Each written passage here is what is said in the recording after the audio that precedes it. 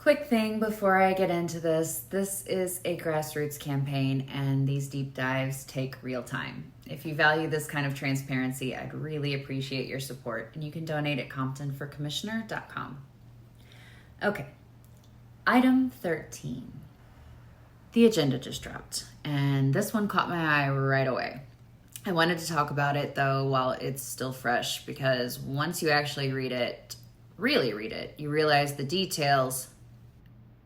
Well, that's where the devil always lives, isn't it? So I poured a cup of tea. This is like my third. And I sat down with all of the documents, all of them. And I want to walk through what this actually changes, because when you lay the numbers next to each other, it stops being abstract really, really fast. This item amends the city manager's contract. It changes the contract length, salary, allowances, severance, and adds benefits that weren't there before. It's not one tweak.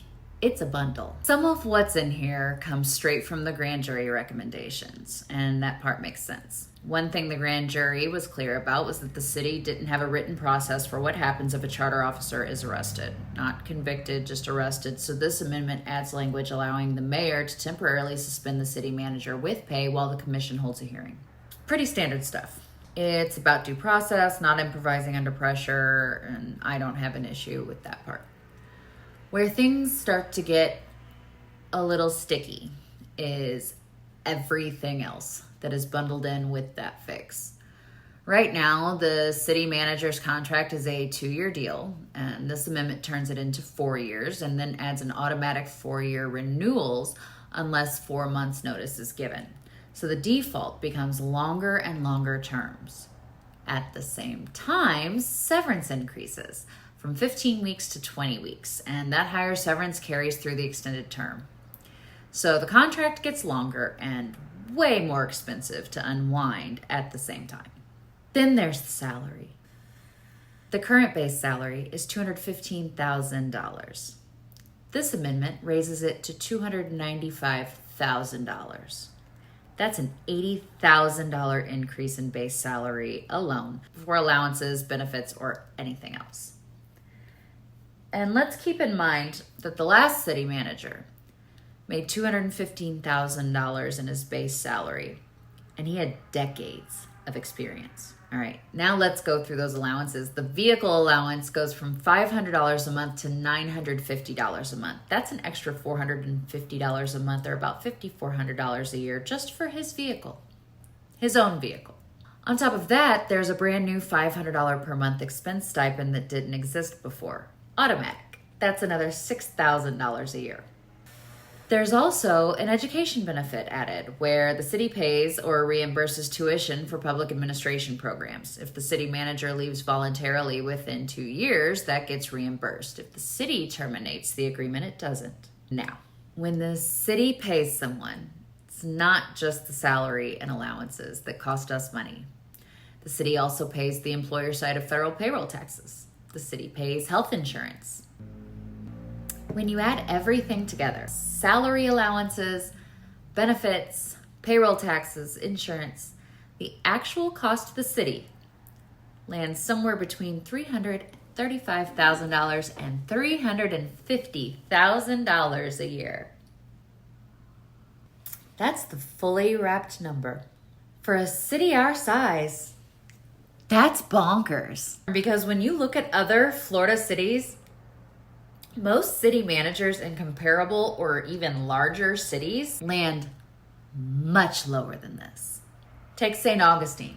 Similar tourism pressure, historic district complexity.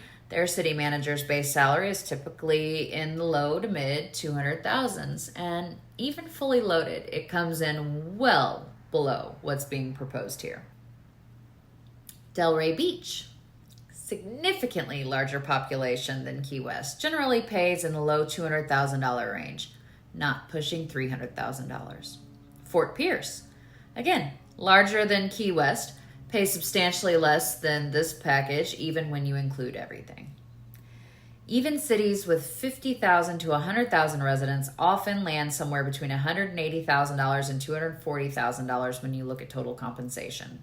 You usually don't see compensation north of $350,000 a year unless you're talking about major metros or large counties, places with hundreds of thousands of residents and vastly larger budgets. Key West has about 25,000 full-time residents, and quite a few of those are here about half the year. So this package doesn't just put us at the high end, it puts us in a completely different bracket. This isn't about whether someone deserves to be paid well. City management is a hard job. It's complex. I get it. But timing is part of the picture, financially and structurally. Yes, we're heading into an August election that could change the makeup of the commission. That's just the calendar. But there's another layer that's already on the city's radar. In our recent strategic planning meeting, revenue came up as one of the city's top issues. Very plainly, city leadership acknowledged that we're heading into a period where we're going to have to be more careful and more deliberate about long-term commitments. We're already dealing with rising costs, aging infrastructure, and less wiggle room in the budget than people might assume. And then there's what's happening at the state level. There's active discussion about eliminating or significantly reducing property taxes. I don't know how that plays out. Nobody does. But if it happens, cities like Key West would feel it immediately because property taxes are a major part of how we operate.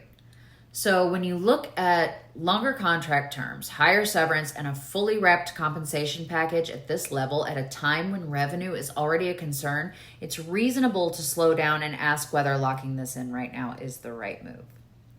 Long-term commitments hit differently when money is about to get really, really tight. And when you step back and look at all of it together, it's fair to ask, is this about stability, which is the way that they're framing it, or is this about insulation? I'm not here to stir anything up. I'm here to read the fine print and talk it through out loud. And if you value that, if you want leadership that slows down, asks hard questions, and treats public money with real care, I'd really appreciate your support. This is a grassroots campaign, and every contribution helps me keep doing this work the right way. You can donate at ComptonForCommissioner.com.